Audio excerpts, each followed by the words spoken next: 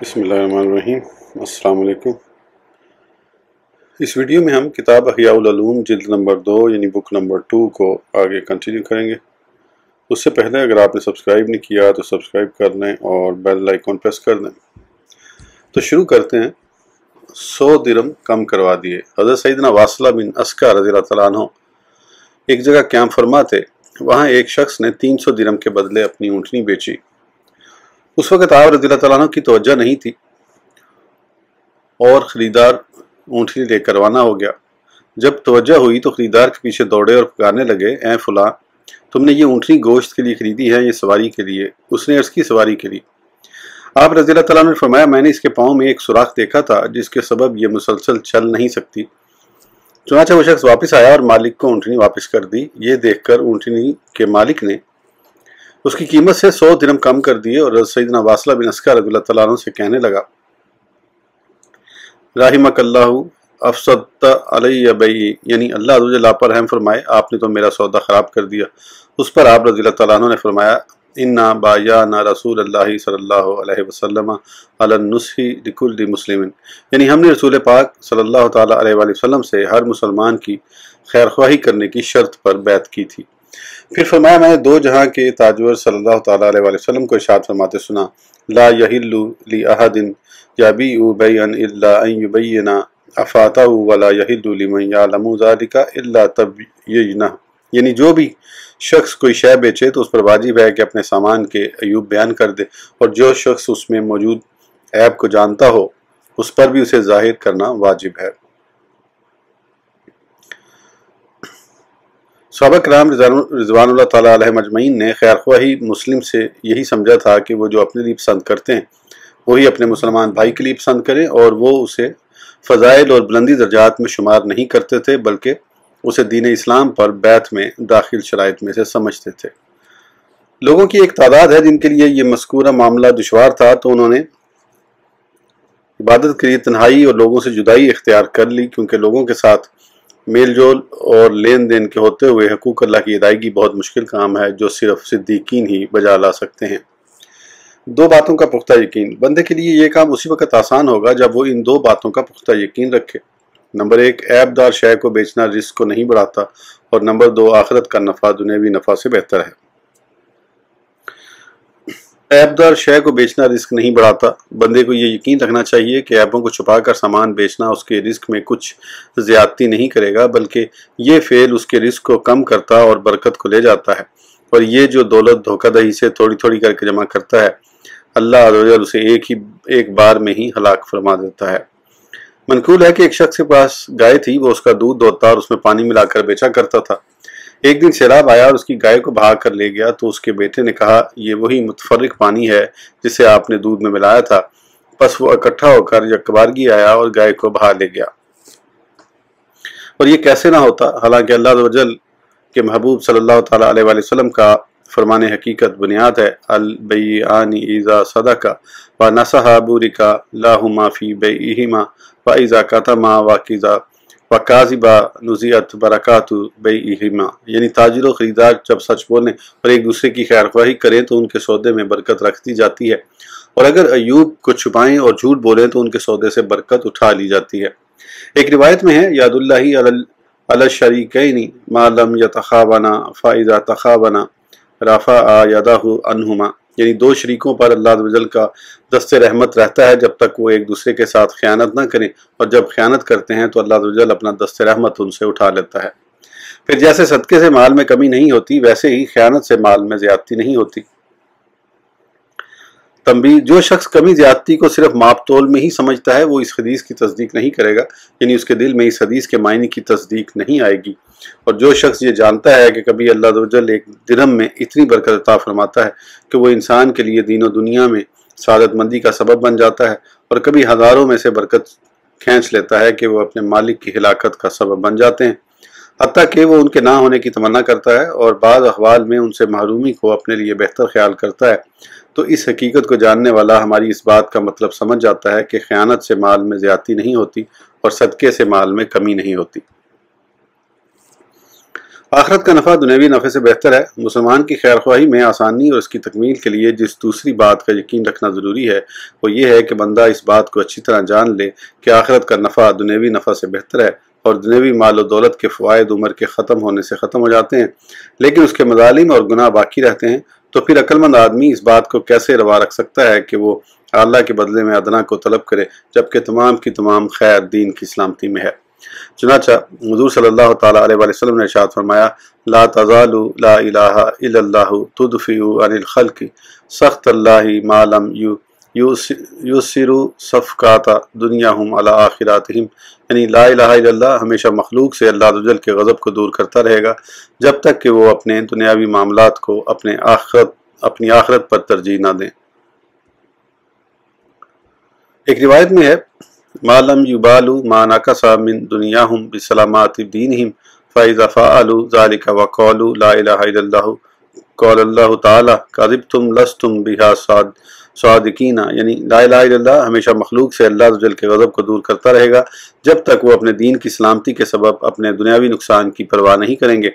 پھر اگر پرواہ کریں گے اور لا الہ الا اللہ بھی پڑھیں گے تو باری تعالیٰ ارشاد فرمائے گا، تم جھوٹے ہو، اس کلمے میں سچے نہیں۔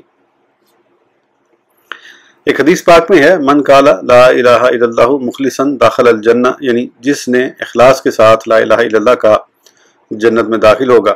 عرض کی گئی اس کا اخلاص کیا ہے؟ ارشاد فرمایا، ان یحرزہ اما حرم اللہ، یعنی اللہ عز و جل کی حرام کردہ اشیاء سے خود کو بچائے۔ نیز حضور صلی اللہ تعالیٰ علیہ وسلم نے یہ بھی ارشاد فرمایا، ما آمنا بالقرآن من استحل محارمہ، یعنی جس نے قرآن پاک کی حرام کردہ اشیاء کو حلال جانا وہ قرآن پاک پر ایمان ہی نہیں لایا۔ اخروی تجارت میں راس المال، جو شخص یہ جان لے گا کہ یہ امور اس کے ایمان میں خلل انداز ہوتے ہیں اور اس کا ایمان اس کی اخروی تجارت میں راس المال کی حیثیت رکھتا ہے، تو وہ اپنی نا ختم ہونے والی زندگی کے لیے تیار راس المال کو ایسے نفع کی خاطر ضائع نہیں کرے گا جس سے صرف گنتی کے چند دن ہی نفع اٹھایا جا سکتا ہے۔ ایک تابعی بزرگ رحمۃ اللہ تعالیٰ علیہ نے فرمایا، اگر میں لوگوں سے بھری ہوئی کسی مسجد میں داخل ہوں اور مجھ سے پوچھا جائے کہ ان میں سے بہتر کون ہے تو میں یہ سوال کروں گا کہ ان میں سے مسلمانوں کا سب سے زیادہ خیر خواہ کون ہے۔ جب مجھے بتایا جائے گا کہ یہ ہے تو میں کہوں گا کہ ان میں سے سب سے بہتر یہی شخص ہے، اور اگر مجھ سے پوچھا جائے کہ ان میں سے سب سے زیادہ برا کون ہے تو میں سوال کروں گا کہ ان میں سے مسلمانوں کو زیادہ دھوکہ دینے والا کون ہے۔ جب بتایا جائے گا کہ یہ ہے تو میں جواب دوں گا ان میں سب سے زیادہ برا یہی شخص ہے۔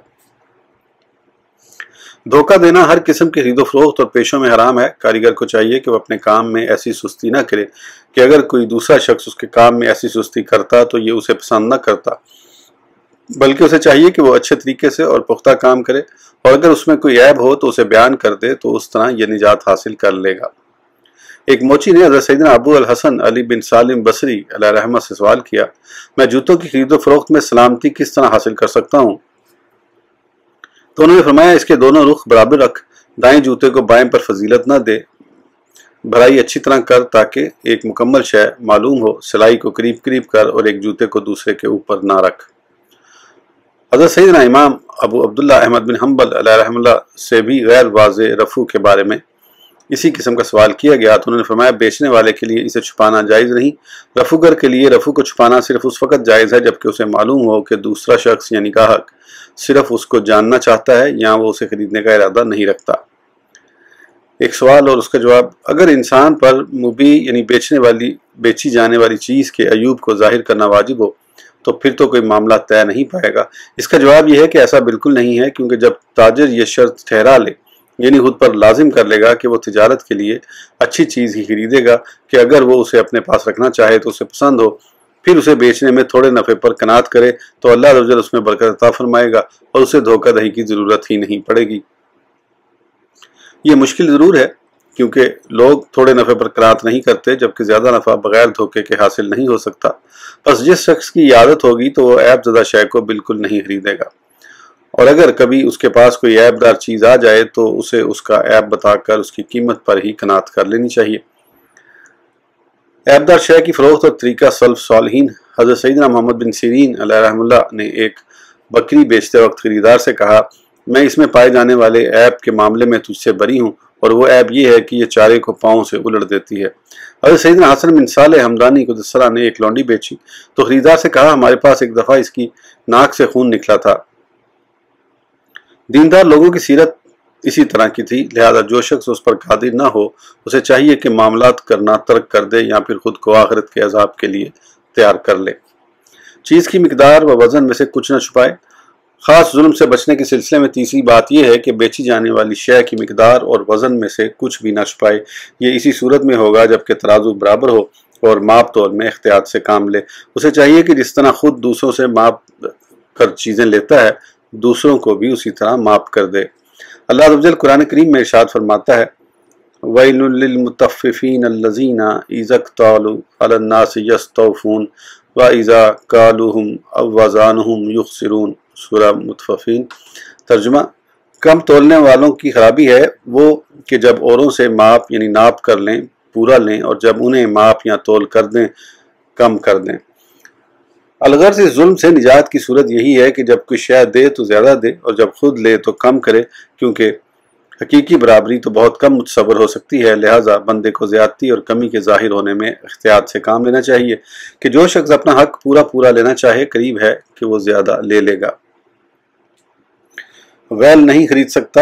ایک بزرگ رحمۃ اللہ تعالیٰ فرماتے ہیں میں اللہ عز و جل سے ایک دانے کے بدلے میں ویل نہیں خرید سکتا۔ ویل سے مراد عذاب کی شدت ہے، اور ایک قول یہ بھی ہے کہ یہ جہنم میں ایک وادی ہے اور اگر اس میں دنیا کے پہاڑ ڈال دیے جائیں تو اس کی گرمی کی شدت سے پگھل جائیں۔ یہ ان لوگوں کا ٹھکانہ ہوگا جو نماز کو ہلکا جانتے ہیں یا وقت گزار کر پڑھتے ہیں، مگر یہ کہ وہ اللہ عز و جل کی بارگاہ میں توبہ کر لیں اور اپنی کوتاہیوں پر نادم ہوں۔ لہذا جب کہ شے لیتے تو نصف دانہ کم لیتے اور جب دیتے تو ایک دانہ زیادہ دیتے، اور فرمایا کرتے خرابی ہے اس کے لیے جو ایک دانے کے بدلے اس جنت کو بیچتا ہے جس کی چڑان میں سب آسمان و زمین آ جائیں، اور کتنے خسارے میں ہے وہ شخص جو ویل کے بدلے توبہ کو بیچتا ہے۔ توبہ ایک جنتی درخت کا نام ہے۔ حدیث پاک میں اسے اخروٹ کے درخت کے مشابہ قرار دیا گیا ہے۔ جنت میں لے جانے والے اعمال۔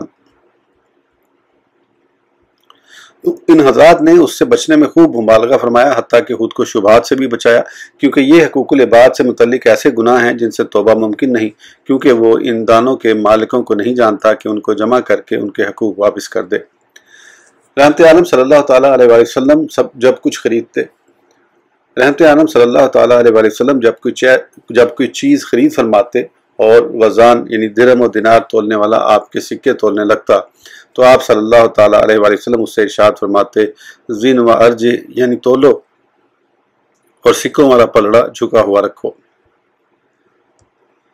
2 حج اور 20 عمروں سے افضل۔ حضرت سیدنا فضیل بن عیاض علیہ رحم اللہ نے اپنے بیٹے کو دیکھا جو خرچ کرنے کے ارادے سے دینار کو دھو رہا تھا تاکہ اس کا میل کچیل صاف ہو جائے، کہیں اس کی وجہ سے اس کا وزن زیادہ نہ ہو جائے۔ تو آپ رحمت اللہ تعالیٰ علیہ نے بیٹے سے فرمایا یا بنیہ فعلک ھذا افضل من حجتین و 20 عمرۃ، یعنی بیٹا تمہارا یہ عمل 2 حج اور 20 عمروں سے افضل ہے۔ ایک بزرگ رحمت اللہ تعالیٰ نے فرمایا مجھے تاجر اور بیچنے والے پر تعجب ہے کہ وہ نجات کیسے پائے گا، دن بھر وزن کرتے ہوئے قسمیں کھاتا رہتا اور رات کو سویا رہتا ہے۔ حضرت سیدنا سلیمان بن داؤد علی نبینا علیہ السلام نے اپنے بیٹے سے ارشاد فرمایا بیٹا جیسے ایک دانہ 2 پتھروں کے درمیان داخل ہو جاتا ہے ایسے ہی 2 لین دین کرنے والوں کے درمیان خطا داخل ہو جاتی ہے۔ لینے کا ترازو اور دینے کا اور۔ ایک نیک بندے نے کسی ہجڑے کی نماز جنازہ پڑھی تو ان سے کہا گیا یہ فاسق تھا۔ یہ سن کر وہ خاموش رہے۔ جب یہی بات دوبارہ کہی گئی تو فرمایا گویا کہ تم مجھ سے یہ کہہ رہے ہو کہ اس شخص کے پاس 2 ترازو تھے، ایک کے ساتھ لیتا تھا اور دوسرے کے ساتھ دیتا تھا۔ وضاحت انہوں نے اپنے اس قول سے اس بات کی طرف اشارہ کیا کہ اس کا فسق ایسا ظلم ہے جو اس کے اور اللہ عز و جل کے درمیان ہے، جبکہ لین دین میں کمی بیشی کرنا بندوں پر ظلم ہے، اور جو ظلم بندوں پر ہوتا ہے اس سے چشم پوشی اور معافی زیادہ بعید ہے، اور ماپ تول کے معاملے میں سختی بہت زیادہ ہے، اور اس سختی سے 1 یا نصف دانے کے ذریعے نجات پائی جا سکتی ہے، یوں کہ لیتے وقت کم لے اور دیتے وقت زیادہ دے۔ ارشاد باری تعالیٰ ہے اللہ تطغوا فی المیزان وَأَقِیمُوا الْوَزْنَ بِالْقِسْطِ وَلَا تُخْسِرُوا الْمِیزَانَ۔ سورہ رحمان۔ ترجمہ کہ تراز یعنی ترازو میں بے اعتدالی نا انصافی نہ کرو اور انصاف کے ساتھ تول قائم کرو اور وزن نہ گھٹاؤ۔ حضرت سیدنا عبداللہ بن مسعود رضی اللہ تعالیٰ عنہ کی قرأت میں بالقسط کی جگہ باللسان ہے، یعنی ترازو کی زبان ترازو کے دستے کی سوئی کے ساتھ تول قائم کرو، کیونکہ کمی بیشی اس کے جھکاؤ سے ظاہر ہوتی ہے۔ خلاصہ کلام یہ ہے کہ ہر وہ شخص جو دوسرے سے اپنے لیے انصاف کا امیدوار ہے، چاہے ایک ہی کلمے کا معاملہ ہو، مگر جس انصاف کی وہ اپنے لیے تمنا رکھتا ہے لیکن خود نہیں کرتا، تو ایسا شخص اللہ عز و جل کے اس فرمان کے تحت داخل ہے۔ وَيْلٌ لِّلْمُطَفِّفِينَ الَّذِينَ إِذَا اكْتَالُوا عَلَى النَّاسِ يَسْتَوْفُونَ وَإِذَا كَالُوهُمْ أَوْ وَزَنُوهُمْ يُخْسِرُونَ۔ سورہ مطففین ترجمہ۔ اور کم تولنے والوں کی خرابی ہے وہ کہ جب اوروں سے ناپ کر لیں پورا لیں، اور جب انہیں ماپ یا تول کر دیں کم کر دیں۔ مکیلی یعنی ماپی جانے والی اشیاء میں کمی کے حرام ہونے کی وجہ یہ نہیں ہے کہ یہ مکیلی ہے، بلکہ اس کی حرمت کی وجہ اس کا مقصود بالذات ہونا ہے کہ اس نے ان میں عدل و انصاف کو ترک کیا، حالانکہ عدل و انصاف تمام اعمال میں جاری ہوتا ہے۔ بس صاحب المیزان یعنی ترازو والا جہنم کے خطرے میں ہے، اور ہر مکلف شخص اپنے افعال، اقوال اور دلی خیالات کے اعتبار سے صاحب میزان ہے، لہذا اس کے لیے ہلاکت ہے اگر اس نے عدل سے روگردانی کی اور صراط مستقیم سے ہٹا، اور اگر اس پر عمل کرنا مشکل اور محال نہ ہوتا تو اللہ عز و جل یوں ارشاد نہ فرماتا وَإِن مِّنكُمْ إِلَّا وَارِدُهَا كَانَ عَلَى رَبِّكَ حَتْمًا مَّقْضِيًّا۔ سورہ مریم ترجمہ۔ اور تم میں کوئی ایسا نہیں جس کا گزر دوزخ پر نہ ہو، تمہارے رب کے ذمے پر یہ ضرور ٹھہری ہوئی بات ہے۔ لہذا ہر وہ شخص جو محفوظ نہ ہو راہ حق سے دوسری جانب ضرور مائل ہوتا ہے۔ البتہ اس ملان کے درجات میں بہت زیادہ تفاوت ہے۔ یہی وجہ ہے کہ لوگوں کے جہنم میں ٹھہرنے کی مدت اور اس سے نجات پانے میں بھی تفاوت ہے، حتیٰ کہ بعض لوگ قرآن کریم میں وارد قسم پورا ہونے کی مقدار ہی جہنم میں ٹھہریں گے، یعنی دوزخ پر سے صرف ان کا گزر ہوگا، اور بعض لوگ ہزارہ سال تک جہنم میں رہیں گے۔ ہم اللہ تعالیٰ سے عدل و استقامت کے قریب رہنے کا سوال کرتے ہیں، کیونکہ افراط و تفریط سے بچتے ہوئے ادھر ادھر مائل ہوئے بغیر صراط مستقیم پر استقامت کے ساتھ قائم رہنے کی امید نہیں کی جا سکتی، اس لیے کہ صراط مستقیم بال سے زیادہ باریک اور تلوار سے زیادہ تیز ہے۔ اگر یہ بات نہ ہوتی بلکہ صراط مستقیم آسان راستہ ہوتا تو صراط مستقیم پر استقامت رکھنے والا اس پل صراط پر سے گزرنے کی استطاعت نہ رکھتا جو جہنم کے اوپر وسط میں پھیلایا گیا ہے، اور اس کی صفت یہ ہے کہ وہ بال سے زیادہ باریک اور تلوار کی دھار سے زیادہ تیز ہے، اور دنیا میں اس صراط مستقیم پر استقامت کی مقدار کے اعتبار سے بروز قیامت بندے کو پل صراط پر سے گزرتے وقت خوف ہوگا۔ اس ویڈیو کے لیے اتنا ہی، پھر انشاءاللہ اگلی ویڈیو میں آگے کنٹینیو کریں گے۔ اس وقت تک کے لیے اجازت دیجیے، سبسکرائب کرنا نہ بھولیں۔ اللہ حافظ۔